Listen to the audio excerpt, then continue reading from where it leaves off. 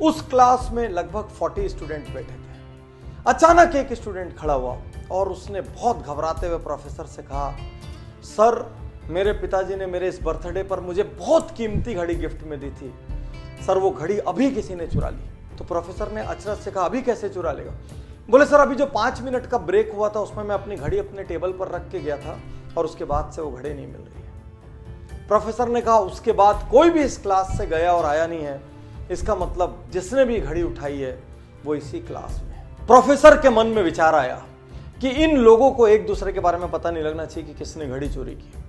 और प्रोफेसर ने कहा, सब लोग अपनी अपनी आंख में काली पट्टी बांध लो। और सब ने काली पट्टियां बांध ली, लाइन से खड़े हो गए। प्रोफेसर ने एक एक करके सबको यूं हाथ लगाना शुरू किया और उस लड़के की जेब में घड़ी मिल गई। प्रोफेसर ने चुपचाप घड़ी निकाली, घड़ी निकाल के जो मालिक था मुस्कुराते हुए उसके हाथ में दे दी और क्लास नॉर्मल चलने लगी, किसी को नहीं पता चला। अगले 2-3 दिन तक वो लड़का घबराता रहा, हड़बड़ाता रहा, भयभीत रहा। उसको डर था मेरी बात आज खुल जाएगी, मेरा राज आज खुल जाएगा, लेकिन किसी को पता नहीं चला। धीरे धीरे वो सब कॉलेज से निकल गए। बहुत साल बाद अब वो लड़का जिसने चोरी की थी वो अब एक बड़ा इंडस्ट्रियलिस्ट हो चुका था। कॉलेज का रीयूनियन का फंक्शन था, वो उस फंक्शन में आता है, वो अब एक सेलिब्रिटी सा है। वो उस फंक्शन में आया और उसने अपने प्रोफेसर के पास जाके उसके पैर छुए। अब प्रोफेसर से कहा, सर मैं आज आपसे एक बात कहना चाहता हूँ। प्रोफेसर ने कहा, बोलो। उसने कहा, सर मेरे जीवन पे आपका बहुत बड़ा कर्ज है, यदि आज मैं जिंदा हूं तो आपके कारण हूं। प्रोफेसर ने बोला, ऐसा क्यों? उसने कहा, सर आपको याद नहीं होगा, एक बार आपकी क्लास में एक घड़ी चोरी हुई थी और आपने सबकी जेब चेक की थी और मेरी जेब से वो घड़ी मिली थी, लेकिन सर आपने उस दिन वो बात किसी से नहीं की। मैंने निर्णय लिया था यदि उस दिन ये बात सबको पता लगी तो मैं सुसाइड कर लूँगा। सर आपने मुझे माफ़ कर दिया, उस दिन आपने मेरी इज्जत रख ली, उस दिन आपने मेरी सेल्फ रिस्पेक्ट रख ली। मुझसे गलती हो गई थी सर, लेकिन फिर भी आपने मेरा अपमान नहीं किया। आज मैं जहाँ भी हूँ सर उस लेसन की वजह से, मैं यदि जिंदा हूँ सर तो आपकी वजह से। और प्रोफेसर कहता है, अच्छा वो तुम थे क्या? तो लड़के ने अचरज से कहा, मतलब?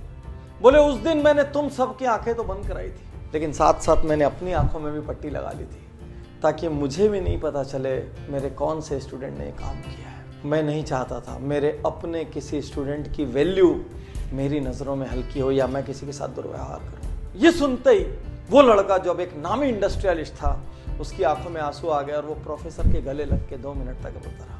यही तो अद्भुत महानता है, किसी की गलती पता चलते हुए भी माफ कर देना, किसी को इग्नोर कर देना, उसको उसकी सेल्फ रिस्पेक्ट बचाने का मौका दे देना, पता होते हुए भी कि ये कल्प्रिट है, उस वक्त जाने देना ताकि उसको सुधरने का अवसर मिल सके, अपना चेहरा ऊंचा करके चलने का अवसर मिल सके। आज के इस युग में जहां हर व्यक्ति किसी न किसी की गलती ढूंढ रहा है, परिवार में माँ बाप की गलती, भाई की गलती, जीवन साथी की गलती, ऑफिस में बॉस की गलती, कलीग्स की गलती, कुछ और नहीं हुआ तो देश की गलती, समाज की गलती, राजनीति की गलती, सरकार की गलती, सबकी गलती ढूंढ रहे हैं।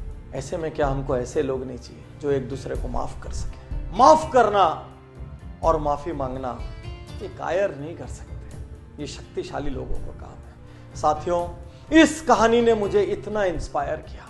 एक प्रोफेसर जो ये नहीं चाहता कि उसका स्टूडेंट उसकी नजरों से गिरे, जो ये नहीं चाहता कि उसका स्टूडेंट किसी और की भी नजरों से गिरे, क्या ऐसे लोगों की समाज को जरूरत नहीं है? जहां पर हम लोगों की गलतियां होने के बावजूद उनको इंसान मान के, उनको मिट्टी का पुतला मान के उनको माफ कर सके।